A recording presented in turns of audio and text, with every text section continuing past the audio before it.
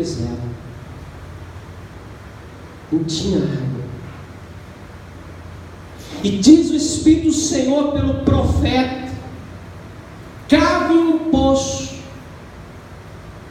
E eles começaram a cavar. Você imagina que no meio do deserto começar a cavar poço, no meio da areia, naquele calor, naquele ermo, nem um sinal de água, sabe que não havia nada. Mas eles obedeceram à voz de Deus. Eles começaram a cavar poços. E a Bíblia diz que quando eles começaram a cavar poços, de um certo lugar veio correndo um rio de água viva por baixo da terra, e era tanta água que deu para todos saciarem a sua sede, inclusive os animais. Jogou tanta água ali no arraial, que aqueles poços ficaram cheios até a boca. Você sabe o que isso quer dizer, queridos? Qual o princípio de Deus aqui que nós podemos tirar? É que quando a gente está seco no deserto, quando a gente está seco da presença de Deus, seco da ação do Senhor, secos de ouvirmos um plano do Senhor, porque nós não sabemos a direção, o que nós temos que fazer? Temos que cavar poços. Aquilo que Ele está falando aqui é o que nós devemos abrir um lugar na nossa vida, abrir espaço para Jesus entrar, abrir espaço para Jesus, aquele que a Bíblia descreve como uma fonte de água viva que pode jorrar nos nossos corações. Jesus diz: eu sou a fonte de água viva, aquele que beber de mim jamais terá sede. Eu sou a fonte. E eles abriram os poços, e a presença de Deus fluiu ali no meio do arraial. E você sabe, queridos, porque muitas vezes a presença de Deus não flui nas nossas vidas, porque muitas vezes a presença de Deus não brota, não enche, não sacia a nossa vida, porque não há lugar, porque nós não abrimos poços. Então, outro princípio de Deus é de que nós precisamos ser cavadores de poços na nossa vida. E cavar poço significa abrir espaço e deixar o Senhor agir nas nossas vidas. Às vezes nós estamos, queridos, tão sem espaço para o Senhor agir, né? Tantas coisas, né? Tantas coisas. Eu falo por mim mesmo. Sabe, fico pensando, às vezes a gente se envolve com tantos afazeres, tantas coisas do dia a dia, a gente esquece de cavar poço.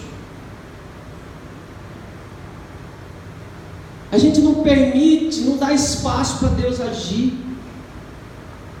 Às vezes a gente parece tão espiritual, né, queridos? Tão espiritual, como aquela batalha que eles estavam indo, parecia ser tão espiritual, mas queridos, aquilo que parece espiritual, se não for em Jesus, é só aparência. É só aparência. Muitas vezes na nossa vida,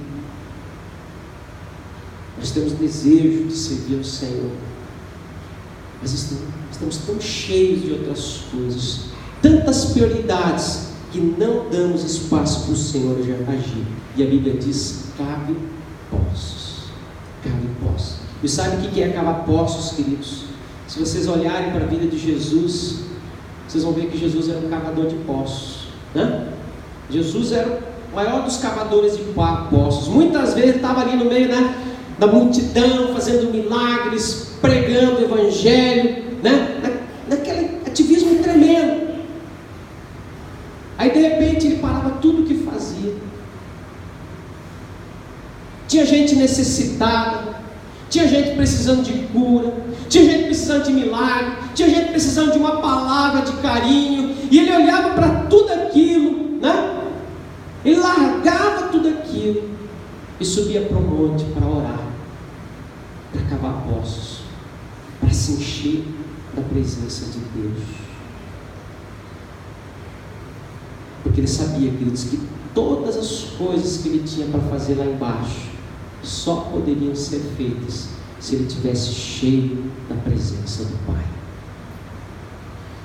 E nós temos que cavar poços, queridos. Nós temos que nos tornar cavadores de poços. Porque se nós queremos ser vitoriosos na nossa vida espiritual, nós precisamos abrir lugar e dar espaço para Deus agir. Para que Ele, que é a fonte de água viva, venha jorrar nas nossas vidas.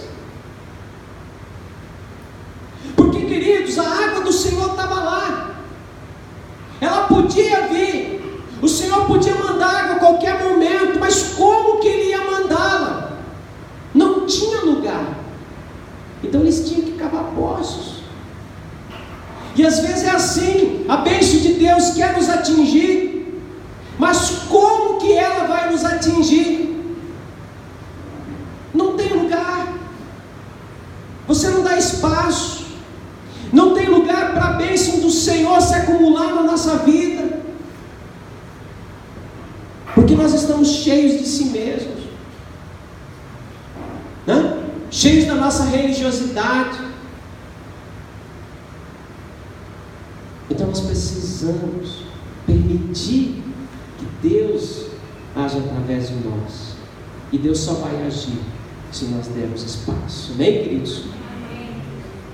Então nós poderíamos resumir tudo isso aqui dizendo o seguinte: que qualquer tipo de oração, qualquer que seja, sobre qualquer necessidade que seja, Deus tem uma resposta para você. E essa resposta é Jesus. Ele é a resposta. Então eles cavaram poços. E a Bíblia nos diz, queridos, que a primeira coisa que aconteceu ali, queridos, é que a água fluiu. Quer dizer, aquela sensação de morte, de deserto, aquela sensação de que a coisa ainda ia piorar, tudo aquilo foi embora. Os seus animais foram saciados. Todos aqueles homens mataram a sua sede. E é isso que Deus quer fazer, queridos. A primeira coisa que Ele quer fazer nas nossas vidas, Ele quer saciar a nossa sede. Só que a Bíblia diz que isso é pouco.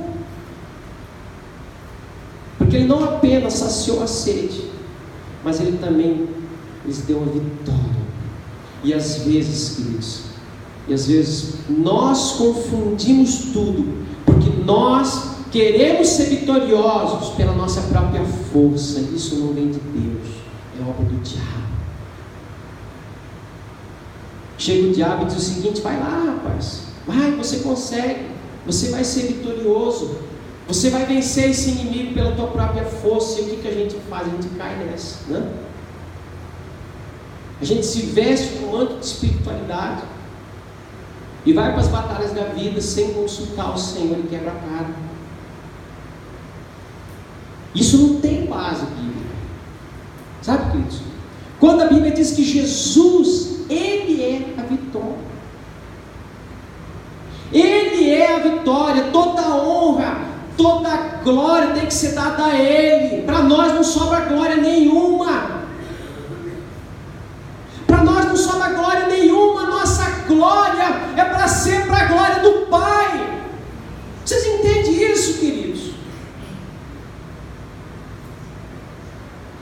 Essa é a única glória que sobra para nós. Então olha só, eles beberam, eles se saciaram. Aí o profeta disse: isso é pouco, porque eu também vou entregar esse povo nas tuas mãos.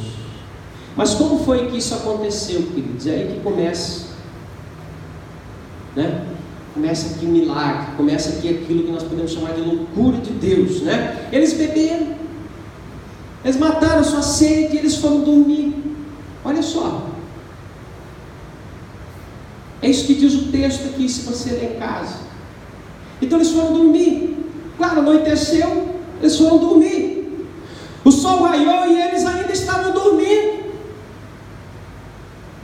E o inimigo é assim, né? Ele vem quando a gente está descansando. estavam dormindo, o inimigo apareceu. O que foi que aconteceu, queridos?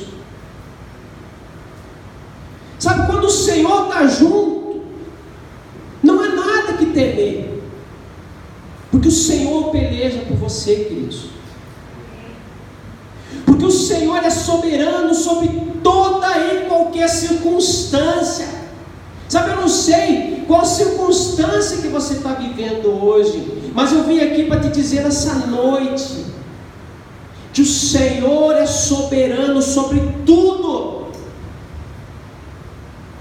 e que por pior que seja a situação, Ele é a resposta. Então Deus arrumou tudo direitinho, porque eles vieram exatamente no momento em que o sol estava nascendo, né? Então eles estavam dormindo, um berço esplêndido, o sol nasceu, eles estavam dormindo e o inimigo chegou. E aquele sol bonito, né? Aquele sol da manhã, aquele sol vermelho, né? Vermelhado.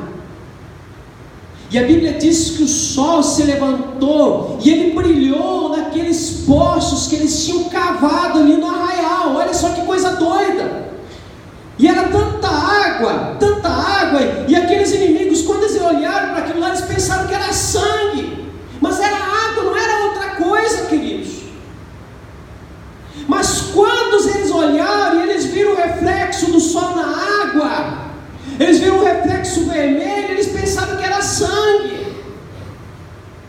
E eles ficaram olhando para o outro, dizendo: meu Deus, o que aconteceu aqui? Só pode ter acontecido uma desgraça. Se desentenderam, né? Esse povo se matou, né? É tanto sangue que o deserto não conseguia nem chupar, de tanto sangue que tinha no arraial. Eles não pararam nem para pensar onde é que estavam os corpos, né? Onde que estavam os cadáveres, nada disso. Eles só viram sangue, tudo vermelho no arraial, tudo vermelho. Por quê? Porque era uma estratégia de Deus, queridos. Aquilo vinha de Deus, vinha de Deus. Sabe, quando Deus está no controle da batalha, o que ele faz? Ele confunde o inimigo. Ele confunde. Dentro da Bíblia, quantas vezes nós vemos Deus confundindo o inimigo? E agora está aqui mais uma vez. Deus confundindo o inimigo. Eles olharam e disseram: vamos saquear, né? Vamos saquear, vamos pegar tudo que sobrou aqui desse povo. E é claro, queridos, que quando você está com a espada na mão, você consegue carregar alguma coisa?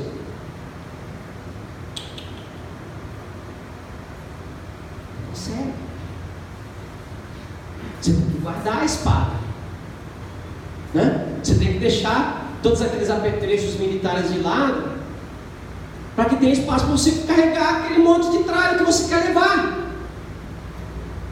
que são os despojos de guerra, né? E aí, queridos, todo mundo deixou a espada e foi lá para o arraial, né?